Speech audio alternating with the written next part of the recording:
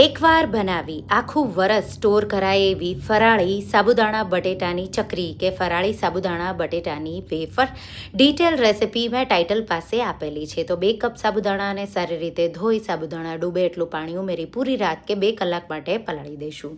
હવે એક પેનમાં આપણે 4 કપ જેટલું પાણી ઉકળવા મૂકી દઈશું અને એમાં આપણે મીઠું, જીરું અને સાથે આદુ મરચાં કે પછી એકલા લીલા મરચાંની પેસ્ટ પણ તમે લઈ શકો અને પછી આપણે એને એકદમ સારી રીતે ઉકળવા દઈશું. એ ઉકળી જાય એટલે પલાળેલા સાબુદાણા છૂટા કરી આ રીતે ઉકળતા પાણીમાં ઉમેરી અને થીક અને ટ્રાન્સપરન્ટ જેવા થઈ જાય સાબુદાણા ત્યાં સુધી તમારે એને ચલાવતા રહી અને આ રીતે થવા દેવાના છે. તો આ રીતે આપણે એને થવા દઈશું સ્લો ફ્લેમ પર. ત્યાં સુધીમાં આપણે બટેટા અમે બાફી લીધા છે 500 ગ્રામ જેટલા. બાફેલા બટેટાની છાલ ઉતારી મિક્સર જારમાં એના પીસીસ કરી થોડું પાણી ઉમેરી અને આપણે એની પેસ્ટ બનાવી લઈશું.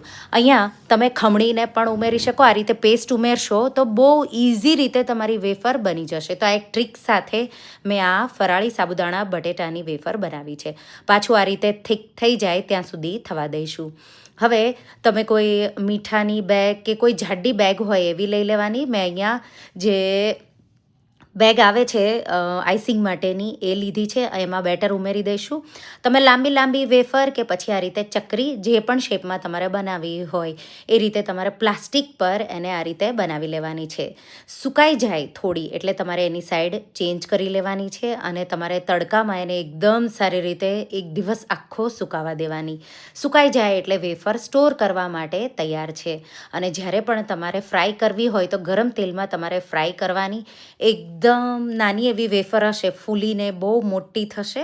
તો તૈયાર છે. તો એકવાર આ રેસિપી ટ્રાય કરજો. ડિટેલ રેસિપી જોઈને અને મને કહેજો રેસિપી કેવી લાગી.